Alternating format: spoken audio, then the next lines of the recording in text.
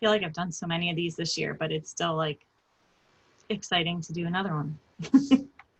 Yeah, it's great.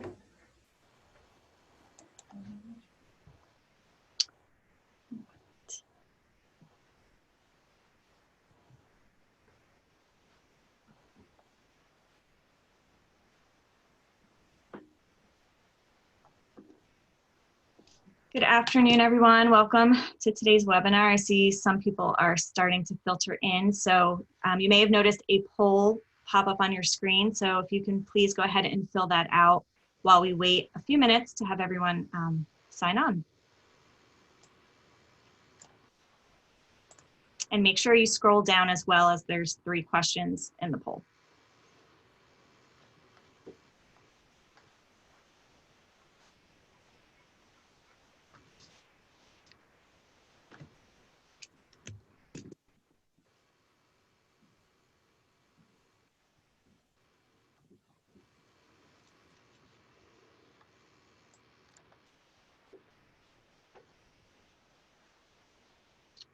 All right, again, for those of you just joining in, you'll see a poll on your screen. Please go ahead and fill that out. There are 3 questions on there, so feel free to answer those and scroll down. Make sure you get all 3 of those questions there. We'll get started in a few minutes.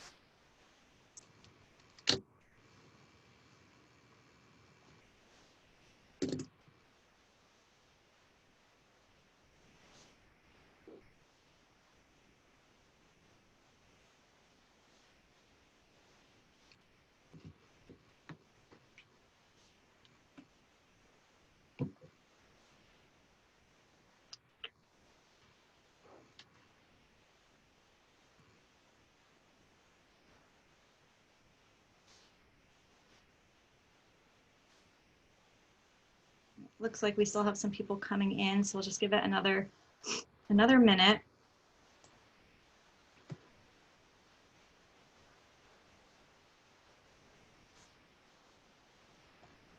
Thanks everyone for filling out the pre-poll questions as we wait a couple more people to filter in here.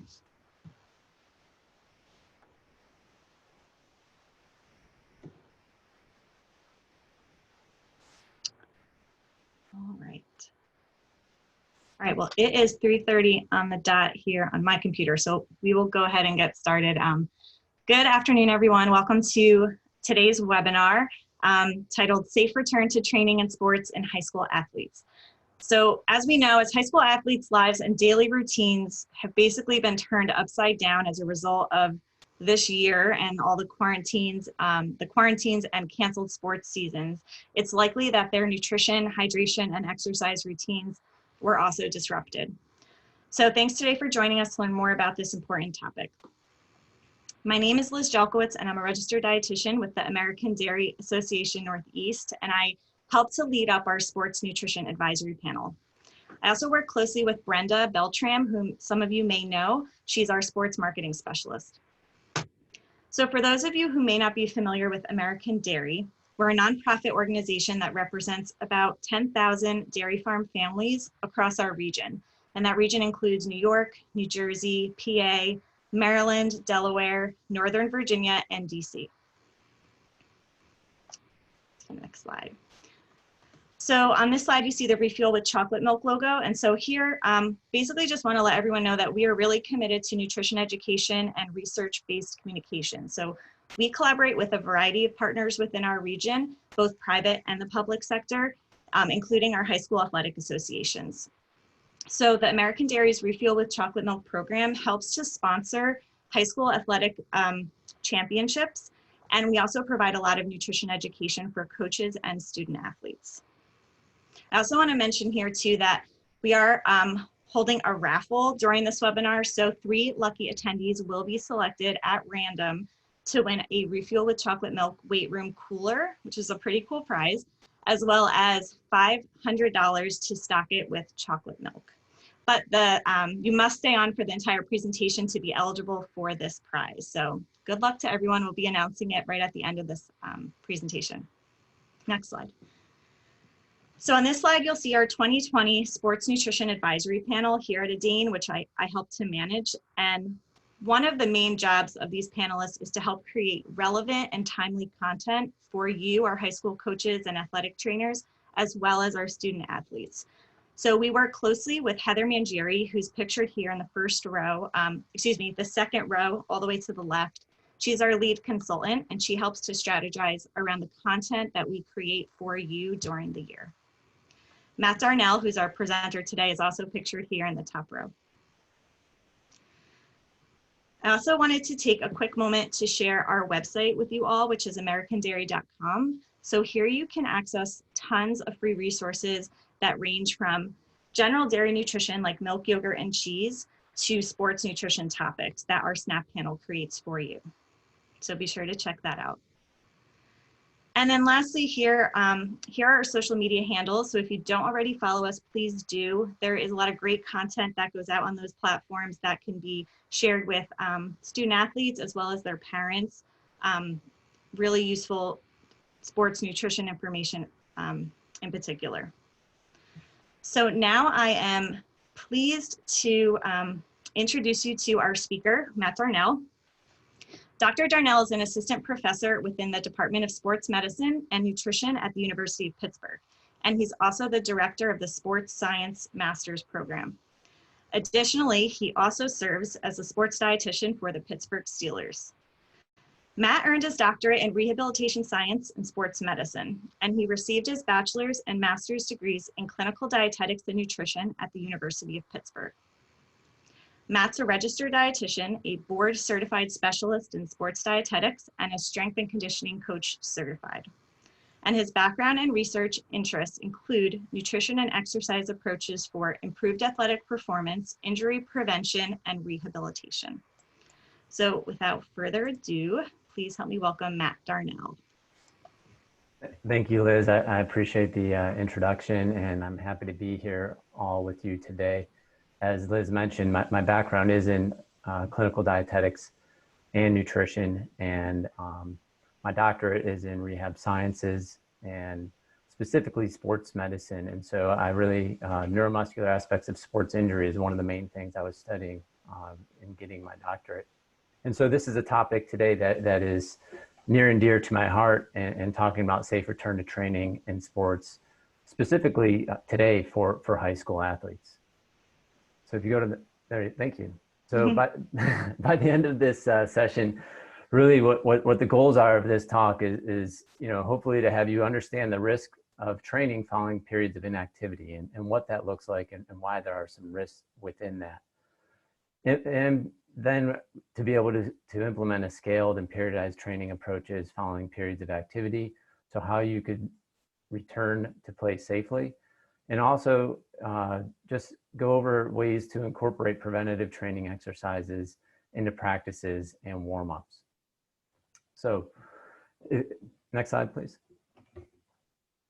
One of the main questions is, and that plagues a lot of coaches and even exercise scientists today is how long does it take to lose fitness? How quickly do we lose our gains, with the Z? How quickly do those disappear after we put our time and effort into the gym or practices and training sessions?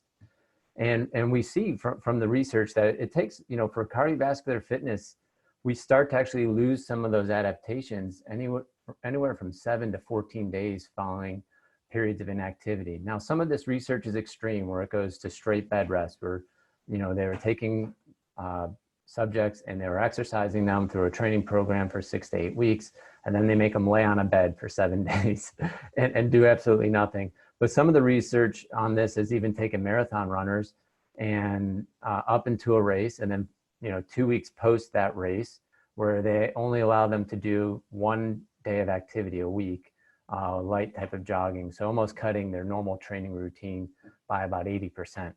And we see that across the board, really, some of the first things that occur is we have a decrease in blood and plasma volume. We have changes in the blood enzymes and ability to buffer lactic acid and hydrogen ions. And we also see a gradual rise in resting heart rate. And one of the quickest ways to tell if someone is beginning to lose some of their cardiovascular fitness is actually to measure the resting heart rate and see what it was during their training period and what it is now. And if you've seen increases in resting heart rate, we know that we're starting to see some detraining effects occur here. Interestingly, strength training tends to stick with us a little bit longer, where strength takes around 2 to 3 weeks. And some of the biggest things that we see is decrease in muscle mass and muscle size. And some of that comes down to the actual water and glycogen that is inside the muscle. As we train more, we are storing more glycogen within that muscle, and it's going to make, it's going to bring in 2 molecules of water for every molecule of glycogen. It's going to be a bigger, fuller muscle. And we see muscle mass decreasing, but we also see the contractile ability of that muscle starting to decrease too within 2 to 3 weeks. And there's neuromuscular aspects of strength, so the neural component, and there's also the muscle fiber types of strength that go along with that as well. But this decreases in muscle mass and strength are also prevalent within 2 to 3 weeks of not strength training. Okay, so this isn't inactivity, this is not lifting weights anymore. And then we have our structure and bone strength, which is anywhere between 2 to 8 weeks of time that we start to see adaptations in this. And these are things that, you know, we need to be cognizant of. We know that exercising improves bone health, but also not exercising starts to degrade bone health as well. And you might start to revert backwards in some points too. And also tendon and ligament strength and health are also dependent on stressing the system or exercising to keep that optimal health. And really I have an asterisk here is it depends on training history and fitness levels, how quickly we might lose any of these elements. And that's something to really be aware of as we think about musculoskeletal injuries during periods of inactivity. You know, something as short as 2 weeks can start to decondition an athlete. And we need to be aware of that as we start to move forward into our training. Next slide, please. But the good news is that fitness does come back quickly. And fitness levels restore relatively quicker in trained athletes than untrained athletes, especially as far as strength gains go for that. And one of the interesting things is that as we build more or new muscles, we have these satellite cells, which are really responsible for creating hypertrophy within a muscle and increasing strength. And once we start to develop those, it's hard to lose those. So muscle size might start to decrease, but once you start training again, we could tap into those satellite cells that we created and increase strength and muscle size. But the key here is gradual reinstatement is key. And if we look at this, and this is something I struggle with too myself for my own personal training and coaching as well, is we want to jump back into it. Look, we have a game coming up here in 3 weeks or 2 weeks, and we need our team ready to go. They need to be fit. We need to get moving. But the average reinstatement time takes about 2 to 4 weeks, all right? And that's not saying that you're not doing anything, you're just gradually moving into it. But if we look at the average time to return to play post-injury is anywhere from 6 to 8 weeks. And if anybody's had experienced an injury or dealt with it with your athletes, this is a big deal, right? I'd rather take the 2 to 4 weeks in the beginning than deal with a bunch of injuries and have someone out for 6 to 8 weeks. And if you've broken a bone or a ligament or had ligament damage or other things, the first thing the surgeon or orthopedic surgeon always tells you is about 6 weeks. But 6 weeks is just you getting out of the crutches or off the cast, and that's starting the rehab program. So realistically, some of these injuries are much, much longer than 6 to 8 weeks. Take the time up front to gradually reinstate this fitness. It does come back relatively quickly, and the cost is a lot less than if you do have an injury. Next slide, please. So really, what are some of the risks that we see following periods of inactivity? And a lot of those are both musculoskeletal and cardiovascular related. So exertional heat stress is a common one, especially this time of year as we get into these hot and humid days of August. And the adaptation that occurs to training is not there for a lot of individuals who are not used to exercising in heat. We have sudden cardiac death encompassing this as well as these exertional rhabdomyolysis, which is essentially coaches or strength and conditioning professionals kind of really pushing the limits, usually in individuals who are in a dehydrated state. But the majority of injuries that we do see are actually musculoskeletal injuries and overuse injuries. And I have some data over here on the right, and it's looking at practice injury rates by season. And this is data from the National Collegiate Athletic Association and the National Athletic Trainers Association. And this is over 15 years of data that they've collected on Division I, Division II, and Division III college athletes. And time over time, year after year, we see the highest injury rates occurring in the preseason, 2 to 3 times that of what we see in season and postseason training. This is regardless of dealing with a national pandemic. Just coming back to training in general during preseason training increases an athlete's risk of injury, and that's generally the highest periods that we see for injuries. And to highlight this, you know, of those musculoskeletal injuries that are commonly seen during this time, about 60% of them usually occur to the lower extremities. So the majority of these injuries happen preseason versus in season or postseason. I know it might feel like it could get a lot during postseason, but the majority really happen early on in the season. They're musculoskeletal in nature, and they affect the lower extremities. Next slide, please. So when we want to start developing protocols for return to training following periods of inactivity, these guidelines are set forth by the National Strength and Conditioning Association and the Collegiate Strength and Conditioning Coaches Association that are being put out here. This isn't something that I'm making up or telling you is what I feel is best. These are put out by 2 very prominent organizations, and they define periods of inactivity or transition periods as those that you should flag for how you're going to bring an athlete back and when you should enter this protocol.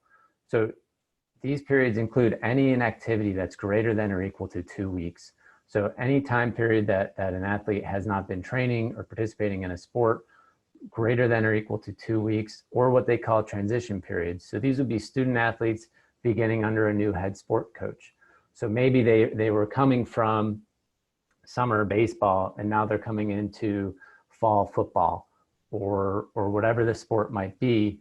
That transition period under the new head sport coach is a new period of where you should probably be entering in this protocol, because the coach isn't aware of what your baseline fitness or training is of all the student athletes coming in.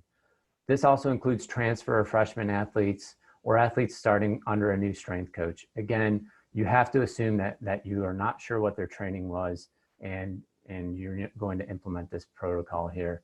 And this also includes students returning from injury or a rehab program. So ideally they've gone through their physical therapy, they've been cleared by the physical therapist.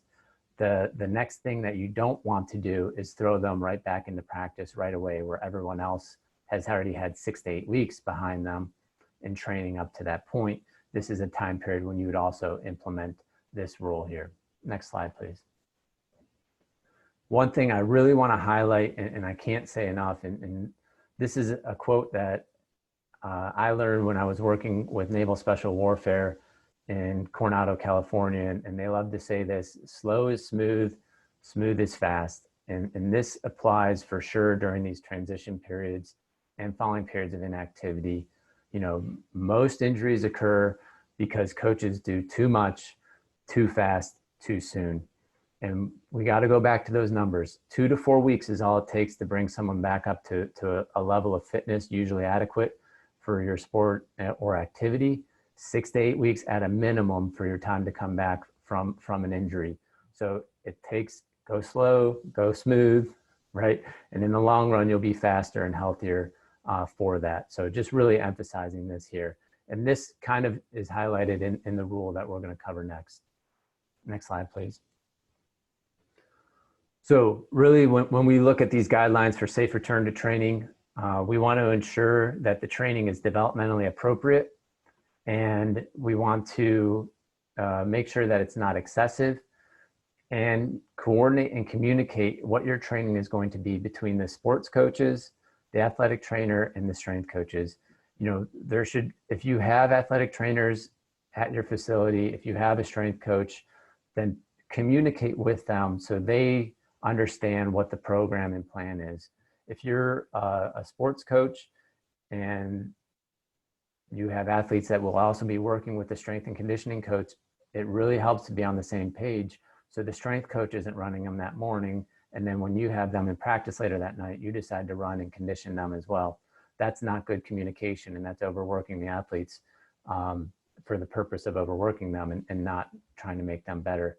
So really make sure you have good communication between your sport coach, your athletic trainer, and your strength coach. And if you have access to a dietitian, they love to be in these communications as well, because that really dictates how we fuel your athletes too, and we know what they're going through and what's going on here. The other thing that I would mention as well is your athletic directors. It's, it doesn't hurt to let them know, like, this is what our practices normally are. Here's how we're scaling them. Here's how we're implementing it back in. They have that on file and record. And if you adhere to that, it really goes a long way for showing that you're making these policies and putting them in place. So the guidelines here is to follow the 50-30-20-10 rule. Really what that is the first week you're reducing training or exercise load by 50%, and your work to rest ratio should be a 1-to-4 or greater. So, if it's a 30-second effort, then, you're looking at 4 times that, or about 2 minutes for your work to rest ratio within that.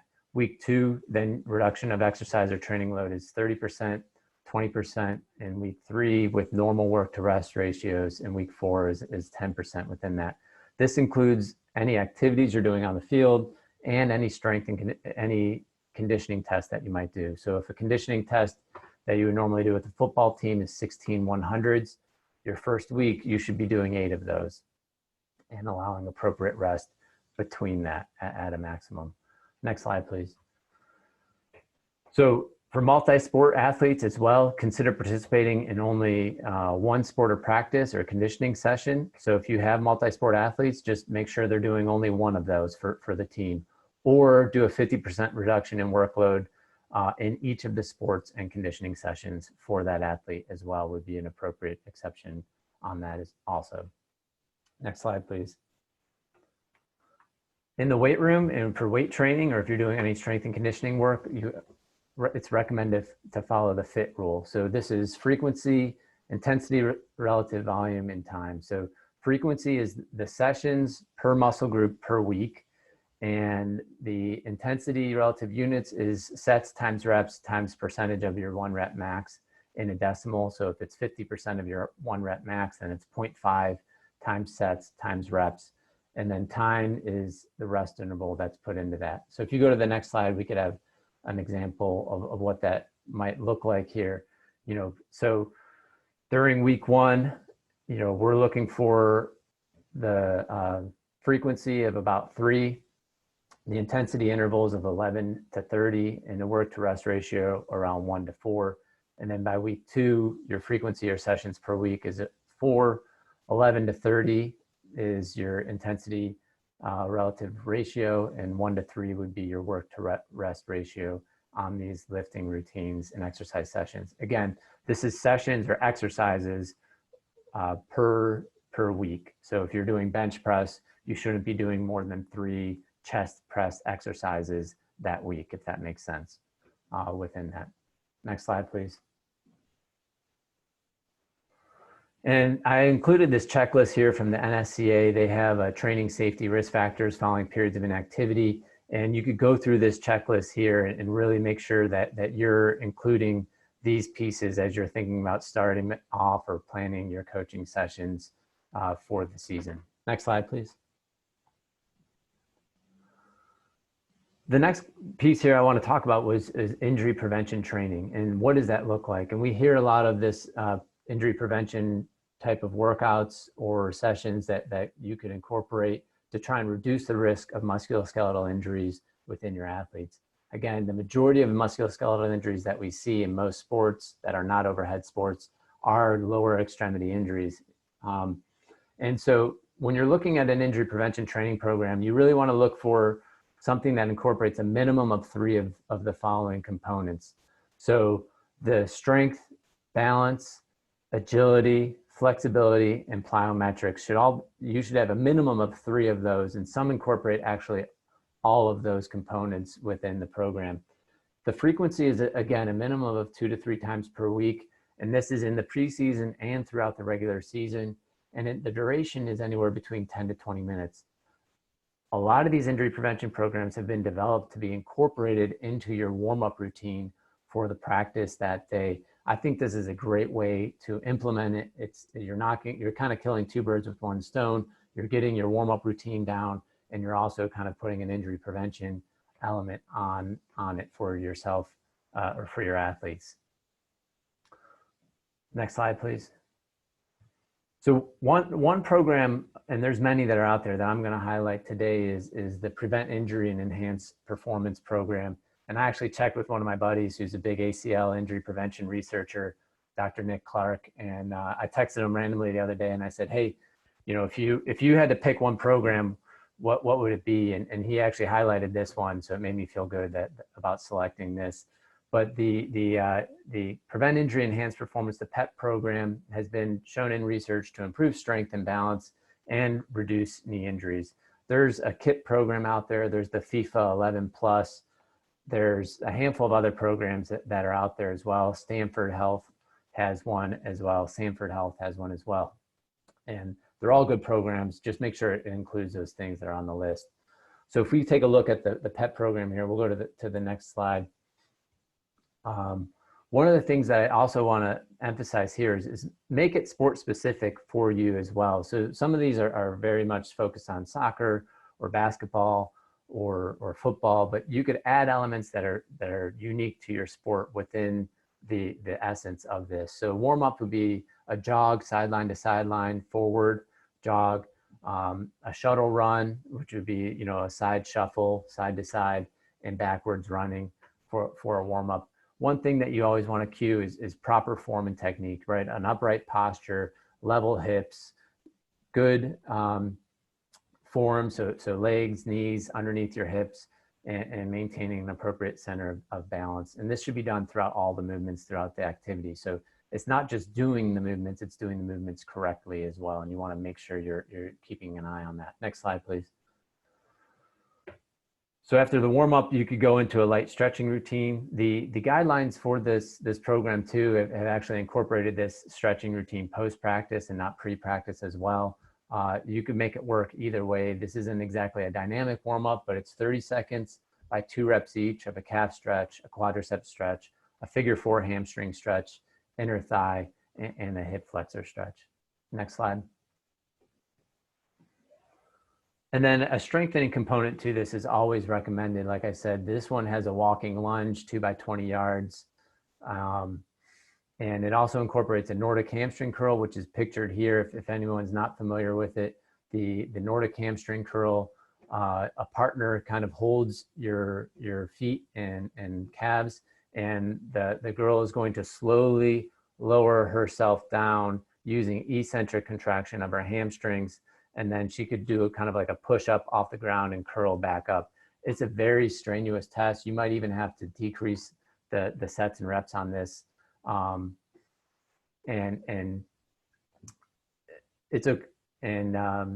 With your athletes first starting off with it, but it's a lot of great research on this in preventing hamstring injuries. Single toe raises are 30 reps per side as well. And this is, again, 3 great strengthening exercises that are really easy to incorporate within the program. Next slide, please. And then also incorporating some elements of plyometrics, or jumping and landing. Lateral hops over 2 to 6 inch cone, forward and backward hops over a cone as well. If you don't have a cone, just using the line that's on the field or on the court works really well for this. Single leg hops again over the cone, vertical jumps. Soccer coaches a lot of times will do headers with this. So this will be a time where they'll do a jump with a header. If you're a basketball coach, you can incorporate a rebound or other thing with this as well. And then scissor jumps, which are like split leg lunge jumps to this also. Next slide, please. And lastly, covering some agility elements to this too. So having a shuttle run with forward and backwards running and side shuffling. So sprinting forward, shuffling to the side, back pedaling, shuffling to the other side. Again, incorporating movements of accelerating, changing direction, and then, or decelerating, changing direction, and then accelerating again. diagonal runs and bounding runs are another way you can incorporate these. Also, again, make it sport specific. If you're not out on a field and this doesn't apply to your sport, you could start implementing basketball specific drills into this, or football, or soccer, whatever it might be, to these elements here. Next slide, please. So just to really summarize some of the points and things that we went over, really, during the preseason and during periods of inactivity and detraining, we have an increased risk of injury. This is across the board, let alone if our athletes were sitting around at home for weeks on end and not training as they normally would. A big piece here is to start slow and build. You can implement the 50-30-20-10 and the FIT rule for your programming the first 4 weeks of training. And when we were thinking about injury prevention types of training, the one that I went through, the PEP program, it seems long, but it's been done in about 10 to 15 minutes with an athletic team, and it's been proven in research to decrease the incidence of ACL injuries, specifically in female athletes. And an injury prevention training program should include elements of strength, balance, plyometrics, agility, and flexibility, and can easily be implemented, like I said before, in warm-ups or practices. Thank you. Oh, one other thing too is some of the resources and references to some of the materials that I listed here, and I believe they're going to make links to these as well after the webinar. But the NSCA COVID-19 return to training checklist is a great one. The CSCCA and NSC and the NSCA joint consensus statement on return to training following periods of inactivity, and the American College of Sports Medicine's return to sports and exercise during COVID are also 3 great resources to have during this time. Thank you very much. Thank you so much, Matt. Great presentation, great resources, a lot of information for everyone to digest. And I just encourage everyone, as we'd love to take some questions from you. If you have any, please feel free to enter them in the Q&A box below. I know, like I said, there's a lot of great information in here, and Matt actually wrote a blog post for us as well, kind of recapping the information that was in here. So in addition to the slide deck that you'll get post-webinar, you'll also be receiving this great blog post that will have a lot of the resources that he listed in this presentation. I actually got a question, Matt, for you. I'd love to.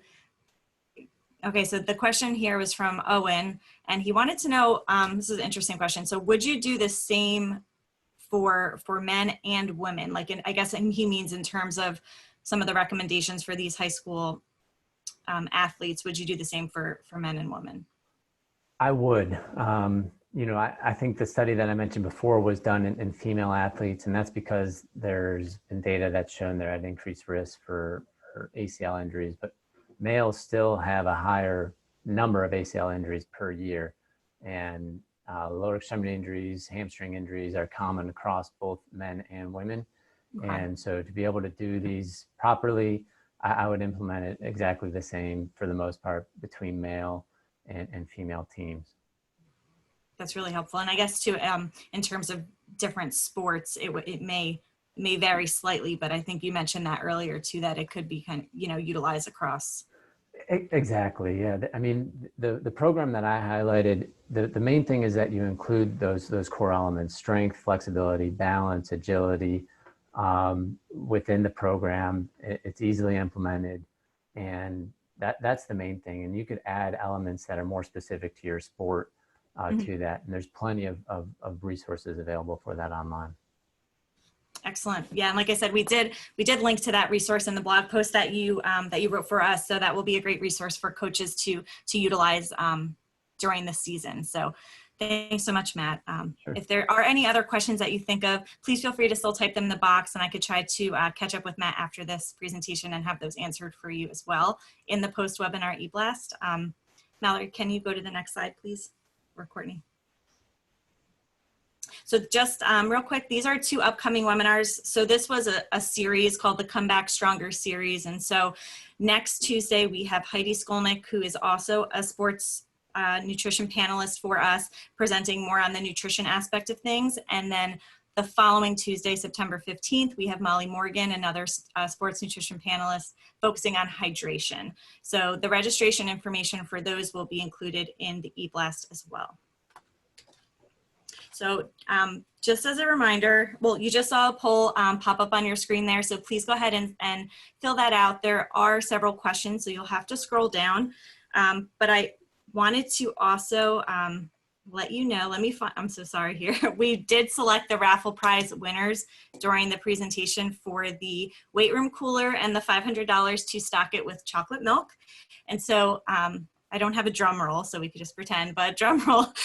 The raffle prize winners are Christopher Hogue, May K. Waltemeyer, and Stephen Young. So we will be contacting the three of you individually after this webinar. We'll outreach you via email so that we can coordinate getting that wonderful prize to you and hope that your student athletes really enjoy it. So as we have you guys just finish up that poll, I just wanted to also remind you that the webinar that, the post-webinar e-blast that I'll be sending out to everyone will include Matt's presentation. It will include resources, the blog post, and also a recorded link. So if you want to re-listen to any part of this presentation, you can go ahead and do that as well, or share it out with some of your fellow high school coaches. All right. So in closing, I just, again, Matt, want to say thank you to you for really sharing some really timely and relevant information as these student athletes return to their sport in whatever shape or form that looks like. I know it varies from school to school and state to state, but I know students and coaches are eager to get back. So this information is really important just to make sure everyone stays safe, healthy, and injury-free. So thanks, Matt. And I just want to close by saying, you know, these are still pretty uncertain times, and we want you guys to know that American Dairy Association Northeast is here for you as a resource. Should you ever need any information regarding nutrition resources, please feel free to reach out to us, americandairy.com. And we just hope that you all stay safe and healthy and have a great rest of 2020. Thank you all. Take care.